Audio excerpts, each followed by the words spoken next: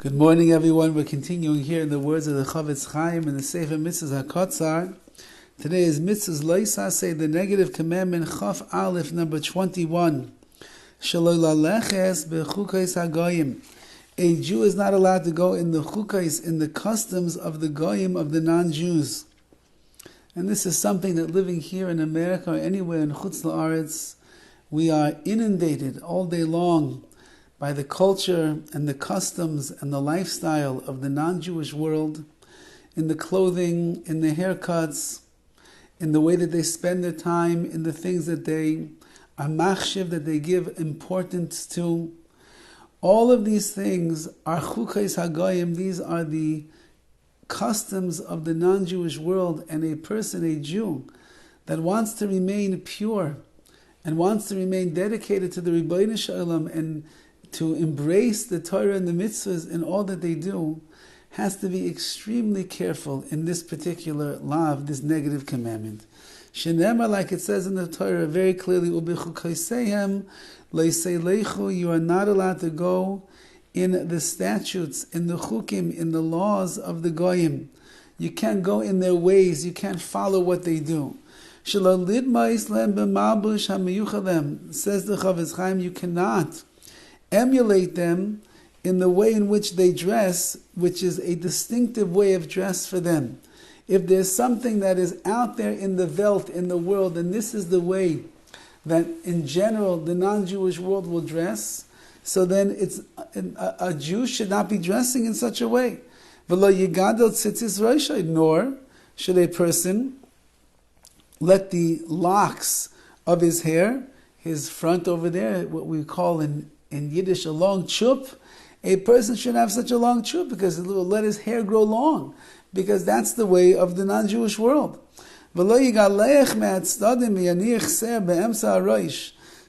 the Vizeh Nikra Beloris, says the Horowitz Chaim, neither should you shave off all the sides of your head and just leave a crest on top, a mohawk. A mohawk is a very non-Jewish style, a haircut style, and therefore a Jew certainly should not do such a thing. Nor should a person shave the hair on his face, or the hair that's over his face, from ear to ear, and just leave a long growth behind him, meaning you can't shave off basically your head and just leave a ponytail in the back. That's an unusual kind of a haircut. It's identified with different sects, different religions, different parts of the non-Jewish world, and it's not the way of the Jew. We are menschlich, we are honorable, can be classy and put together and the like, but it should all be done in a clean and a humble, unassuming way. Anyone who does one of these things, or similarly, who does anything to emulate the ways of the goyim of the non-Jewish world, in his dress, in his haircuts, or the like he is going to get malchus, he's going to get lashes.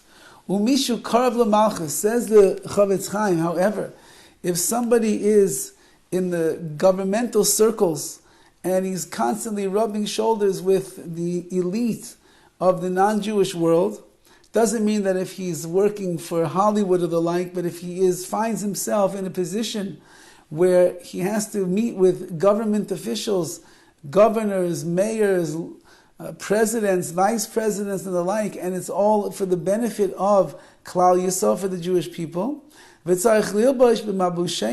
sometimes you need to wear the kind of clothing that they wear, and even emulate them in a certain way, in the way that you dress or the things that you are doing there.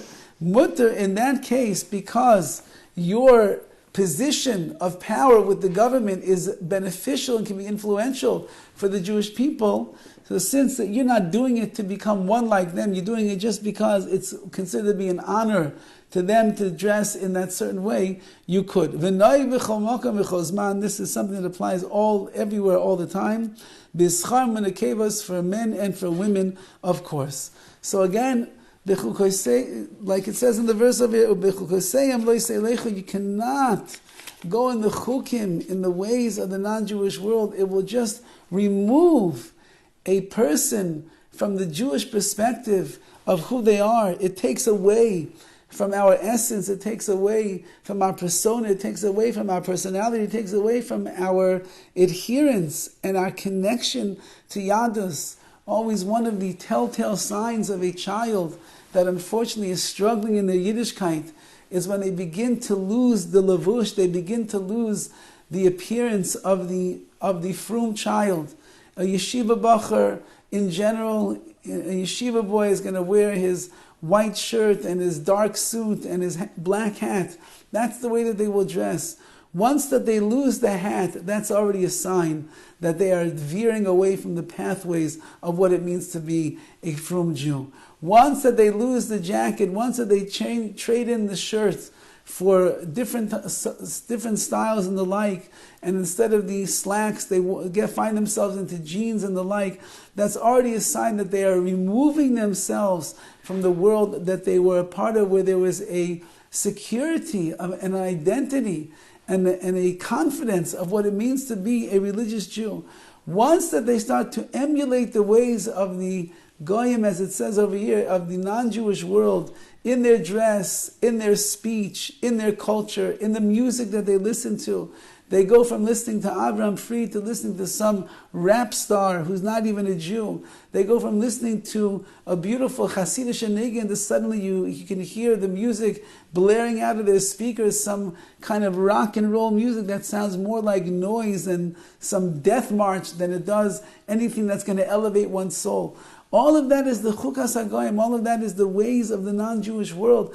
And a Jew has to be very careful, because once that they begin to get enamored by it and they involve themselves in it, so the distance between the Jewish world and the non-Jewish world gets closer and closer and closer, and then a person can forget, God forbid, who they are. So we'll try, especially as the Yom Tov of Pesach is coming along, and Pesach itself is the mission of Klal Yisrael, to become that special nation that is unlike any other nation in the world. Certainly we cannot be going the chukais hagoyim in the ways of the non-Jewish world. Rather, more and more and more we should be zeicha im Yetz Hashem, to be proud to be a Jew, to raise ourselves and our children to be proud to be Yidden, and in that way we'll follow in the chukais, HaTorah, we'll follow in the laws and the customs and the statutes of the Torah, and that itself will be a tremendous nachas in the eyes of Hashem.